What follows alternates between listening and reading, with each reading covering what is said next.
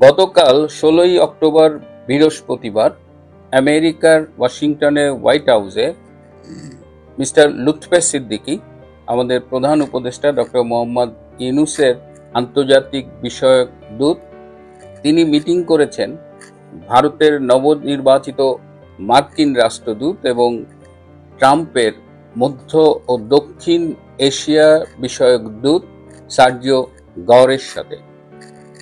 এই মিটিংটা পরে আমাদের লুৎফে সিদ্দিকী ফেসবুকে একটা স্ট্যাটাস দিয়েছেন এবং সেই স্ট্যাটাস থেকে আবার বাংলাদেশের মিডিয়ায় বেশ নিউজ করেছে দেখলাম।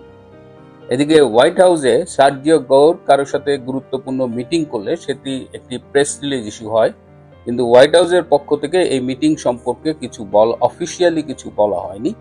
এবং আমরা খোঁজ নিয়ে দেখলাম যে এর কারণ হলো যে এই মিটিংটি অত্যন্ত লো প্রোফাইলের মিটিং, যে কারণে এটা নিয়ে হোয়াইট হাউস অফিসিয়ালি কিছু বলেনি। আমরা একটু জেনে নিই যে লুৎফে সিদ্দিকী ফেসবুকে এবং ফলোড বাই সেই স্ট্যাটাসকে ফলো করে আমাদের মিডিয়ায় কি নিউজ দিয়েছে। লুৎফে সিদ্দিকী বলেছেন যে তাকে উষ্ণ অভ্যর্থনা জানিয়েছে, উইচ ইজ ফাইন, এটা একটা ডিপ্লোম্যাটিক নর্ম, তিনি দেখা করেছেন। তো তিনি ফেসবুকে স্ট্যাটাস দিয়েছেন তাদের আলোচনাটা কি নিয়ে হয়েছে, সেটা হলো বাণিজ্য ও বিনিয়োগ, অর্থনৈতিক ও প্রশাসনিক সংস্কার, বিশেষ করে শ্রম, আন্তর্জাতিক সম্পর্ক এবং নির্বাচন সহ অনেক বিষয়ে বিস্তৃত আলোচনা করেছি। অনেকগুলো বিষয় আমরা বিভ্রান্তিকর তথ্যের ঝুঁকি এবং যোগাযোগের সরাসরি চ্যানেল বজায় রাখার মূল্য পর্যবেক্ষণ করেছি। মানে বিভ্রান্তিকর তথ্যের ঝুঁকি। এই মিটিংটি অনুষ্ঠিত হয়েছে 16 মিনিট ব্যাপী, মানে মিটিং এর ডিউরেশন ছিল 16 মিনিট। 16 মিনিটে কি এত কিছু আলোচনা করা সম্ভব, তাও আবার বিস্তারিত? আমি আপনাদের বলি মিটিং এ কি নিয়ে আলোচনা হয়েছে। মিটিং এ সার্জিও গওর খুব স্পষ্টভাবে বর্তমান বিশ্ব বাস্তবতায় সাউথ এশিয়ায় আঞ্চলিক রাজনীতির অবস্থান স্পষ্টভাবে ব্যাখ্যা করেছেন লুৎফে সিদ্দিকীর কাছে। আমেরিকা সাউথ এশিয়ায় তাদের ইমিডিয়েট রিসেন্ট পাস্টে তাদের যে অবস্থান ছিল, বর্তমানে সেই অবস্থানটা কি ফর্মে যাচ্ছে এবং বর্তমানকে কেন্দ্র করে ভবিষ্যতে সেই অবস্থানটা কোথায় যাবে, এই বিষয়টি তাকে খুব স্পষ্ট করে বুঝিয়ে দিয়েছে। আমি গত কয়েকদিন ধরে আপনাদের বলবার চেষ্টা করছি যে ট্রাম্পের বাংলাদেশ নীতি বদলে গেছে। শুধু বাংলাদেশ নীতি না, পুরো সাউথ এশিয়ায় ট্রাম্প তো ক্ষমতা নিয়েছে জানুয়ারি 20 তারিখে শপথ গ্রহণ করেছে, যেটা হয় সাধারণত 6 মাস লাগে প্রশাসন গোছাতে, এবং এর মধ্যে তিনি রাশিয়া ইউক্রেন নিয়ে কাজ করেছেন। তিনি দাবি করেন যে তিনি 7টি সংঘাত কিংবা যুদ্ধ বন্ধ করেছেন।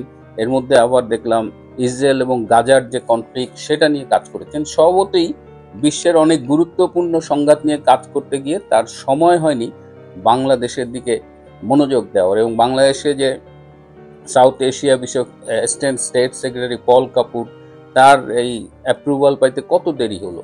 এদিকে Sergio Gor is very close to Donald Trump. তিনি হোয়াইট হাউসে ডিরেক্টর হিউম্যান রিসোর্সেস বলা যায়, মানে যদি আমি সাদামাটা ভাষায় বলি, তিনি সেই দায়িত্ব পালন করেছেন। সেখান থেকে ট্রাম্পের ঘনিষ্ঠ হিসেবে ভারতে এসেছেন। তিনি একজন প্রফেশনাল কূটনীতিক না হয়েও ভারতে এসেছেন, কারণ ট্রাম্প একজন বিশ্বস্ত মানুষকে ভারতে দিতে চেয়েছেন ভারত আমেরিকার সম্পর্কটাকে তাদের মতো করে এনশিওর করবার জন্য, এবং এটা হয়তো ভবিষ্যতে আমরা এই পরিবর্তনগুলো দেখতে পাবো। এই যে চেঞ্জ সাউথ এশিয়ার, এই চেঞ্জে বাংলাদেশকে ট্রাম্প প্রশাসন কিভাবে দেখবে, বাইডেন প্রশাসন যেভাবে একটা ষড়যন্ত্রের মাধ্যমে একটা কালার রেগুলেশন করে ইউনূসদের ক্ষমতায় বসিয়েছিল, সেই যে প্রশ্রয়, সেই আশীর্বাদ, সেগুলো ভবিষ্যতে আমরা নাও দেখতে পারি, এবং গতকালও আমি এ নিয়ে কথা বলেছি। সুতরাং এই যে বিভ্রান্তিকর তথ্যের ঝুঁকির কথা তিনি বললেন, তিনি নিজেই এমন কিছু বললেন, আপনি 16 মিনিটে এত কিছু আলোচনা করা সম্ভব? আমার এটা নিয়ে তেমন আপত্তি নাই। উনি ফেসবুকে একটু বানিয়ে বলেছেন, সেটা আবার ডাস্টবিন শফিকের হাতে যখন পড়েছে, ডাস্টবিন শফিক আবার মনের মাধুরী মিশিয়ে গোয়েবলসীয় কায়দায় বাংলাদেশের মিডিয়ায় দিয়েছে, সেটা নিয়েও আমার কোনো সমস্যা নাই। কিন্তু আমার প্রশ্নটা অন্য জায়গায়। এতদিন আমেরিকার এই বিষয়গুলো দেখতেন আমাদের জাতীয় নিরাপত্তা উপদেষ্টা এবং এই রোহিঙ্গা বিষয়ে যিনি high high representative doctor Khalilur Rahman, দীর্ঘদিন আমেরিকায় তিনি কাজ করেছেন এবং তিনি ইউনূস প্রশাসনের পক্ষে, বেসিক্যালি আমেরিকান এই ট্রাম্প প্রশাসন বা তার আগে বাইডেন প্রশাসন বা উচ্চ পদস্থ কর্মকর্তা এদের সাথে নেগোশিয়েট করে। ডক্টর খলিলুর রহমান কেন এই মিটিংটা করলেন না? এখানে কেন লুৎফে সিদ্দিকীকে এই মিটিংটা করতে হলো? ডক্টর খলিলুর রহমান আসলে কোথায়? বেশ কয়েকদিন হয়ে গেল ডক্টর খলিলুর রহমানকে খুঁজে পাচ্ছি না। তাকে ফোন করলে তার মেসেজ আসে যে আমি এখন ফোনটা ধরতে পারছি না, পরবর্তীতে যোগাযোগ করব, আপনি আপনার নাম ফোন নম্বর রেখে দিন। যে একটা মানে স্ট্যান্ডার্ড একটা মেসেজ আসে, কিন্তু তাকে আমরা পাচ্ছি না। আমি খোঁজ লাগিয়েছি ডক্টর খলিলুর রহমান কোথায়, এবং আমেরিকার এই নেগোসিয়েশনগুলো কি তাহলে খলিলুর রহমান অনার্স করবেন না? খলিলুর রহমানের অবস্থান কি ইউনূস প্রশাসনে বদলে যাচ্ছে? এটা ইনভেস্টিগেশন ইজ অন। আমি এই মুহূর্তে এই সব প্রশ্নের উত্তর দিতে পারবো না। এই প্রশ্নগুলো আমার মনে জেগেছে and I am trying to find out the answer. কিন্তু এর পরিবর্তে লুৎফে সিদ্দিকীকে খুব স্পষ্ট একটা বার্তা কার্যকর দিয়ে দিয়েছেন যে আগামী দিনে ডক্টর ইউনূস আর সেই প্রশ্রয়টা পাবে না, এবং আপনারা ভাবসাবে সেটা বুঝতে পেরেছেন। এই যে জাতীয় ঐকমত্য কমিশনের যে মেয়াদ শেষ হয়ে গিয়েছিল, সেটিকে আবার 31শে অক্টোবর পর্যন্ত বাড়ানো হয়েছে, 1 মাস বাড়ানো হয়েছে। কারণ এই আলী রিয়াজরা খুব ভালোই এখন বুঝতে পারছেন যে 31শে অক্টোবরের আগে আর পরে পরিস্থিতি কোন দিকে যাবে এটা নিশ্চিত করে বলা যাচ্ছে না। এদিকে আজকে জুলাই সনদে স্বাক্ষর করা হবে, ঘোষণা টোষণা কী সব করা হবে।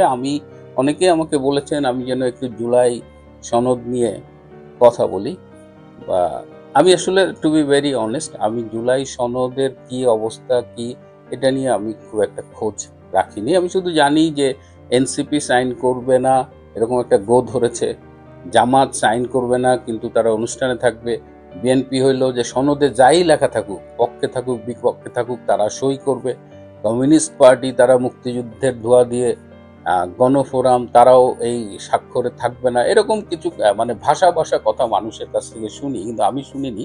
আমার একটা সমস্যা হলো, আমি টয়লেটে গিয়ে টয়লেট পেপারের ব্র্যান্ড দেখি না, কাজ ব্যবহার করে ফেলি।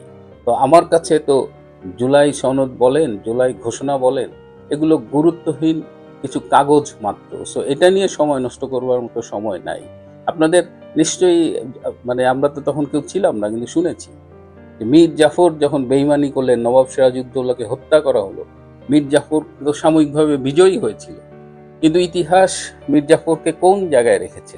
ইতিহাস নবাব সিরাজউদ্দৌলাকে কোন জায়গায় রেখেছে?